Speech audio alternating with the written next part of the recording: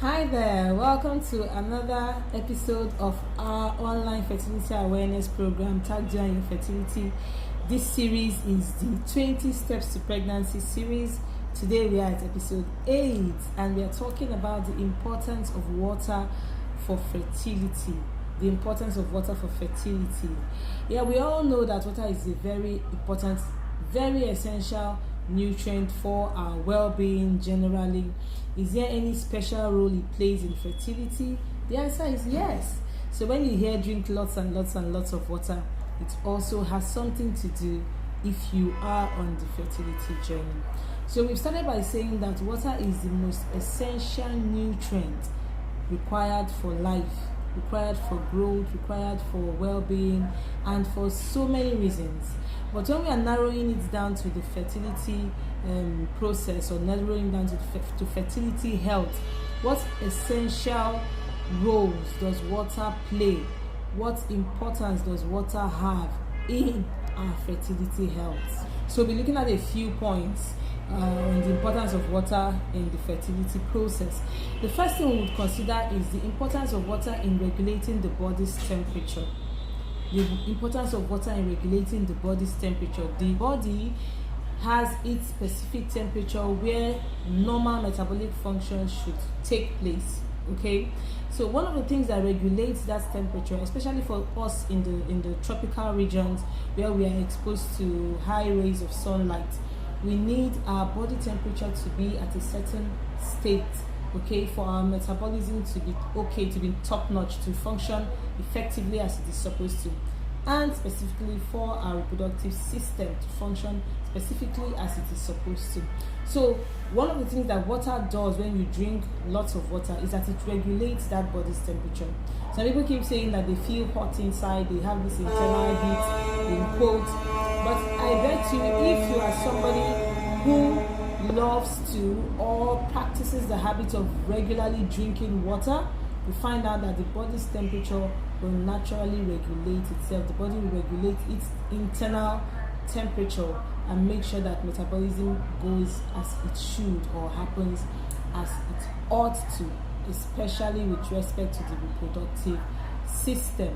So that is one of the first importance of water. The second one is for the transportation of hormones.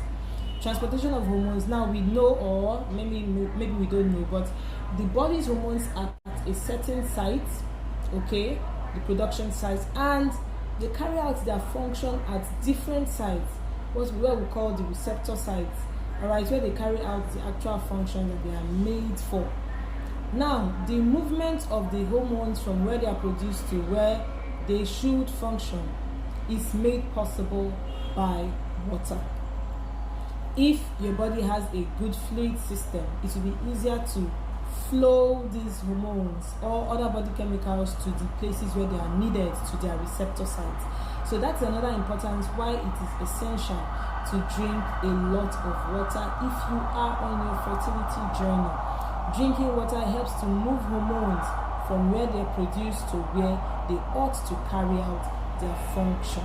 So do not over or underemphasize the importance of drinking water.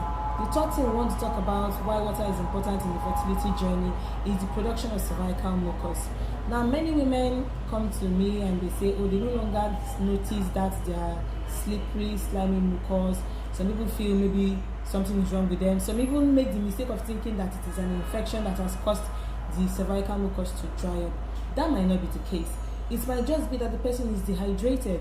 The cervical mucus, if you are having copious amounts of it, it means that your body is well hydrated. If you are dehydrated in your system, the body will not have sufficient or excess, in quote, to be producing cervical mucus. It will manage the quantity it has for other functions. Okay, and we all know the importance of cervical mucus in the ovulation period. It is the cervical mucus that moves sperm cells from the vagina all the way to the fallopian tubes, where they are required, where they are needed for fertilization. So if somebody is not having good quantity of the cervical mucus, it can actually even inhibit the movement of sperm cells, and then what are we talking about? So it is essential to drink water to also improve cervical mucus and thereby improving the chances of fertilization by the movement of the sperm. Another one is that the water we drink helps to lubricate the body's tissues and the cells, keeps them hydrated. Just think of anything that is dried up, shrunken. Of course, the function or its ability to work or function will not be as good as one that is hydrated. Even you, if you feel very, very dry, you just feel generally uncomfortable. Okay, so that is how our cells feel when they are dried up. So if you just say, I don't like drinking water, you might be doing yourself a world of harm, especially if you are on your fertility journey. So it lubricates tissues and enhances their movement, and of course by extension their activity. Another important thing that water does is that it helps to improve our mood. It improves our mood. It improves our mood, and we all know how important the mood is for the fertility journey. You know, our mindset. The mind is totally tied to the fertility process. You cannot even remove one from the other. We have talked in our past episode how emotional stress can impede our fertility, and one of the things that brings about emotional stress is our mood. So if you're ill, if you're in a bad mood, if you're in an ill mood, of course that is not helping the fertility process. So water, drinking lots of water, just like exercise, when we talk about exercise, it improves the mood. And finally, I don't want to say most importantly, is that water is the primary detoxifying agent that God gave to us freely. Drinking lots and lots of water helps your system to detoxify. Yes, there are specific detoxification needs that the body might need, especially with respect to fertility. But if you are drinking lots of water, you are doing half of the job. You are taking out toxins, you are taking out free radicals just by drinking sufficient quantity of water every day if you are on your fertility journey. So what quantity of water is adequate? We have said 8 ounces or 8 glasses of water. Long story short, about 1.5 to 2 liters of water every day.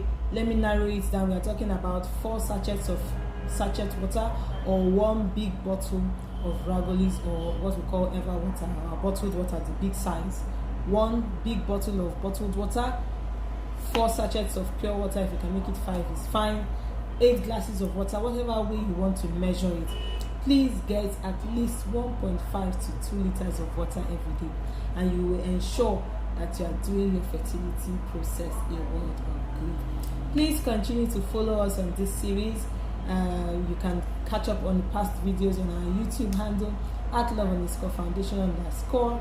For IG, love_foundation. For YouTube, the link to this video is in this post.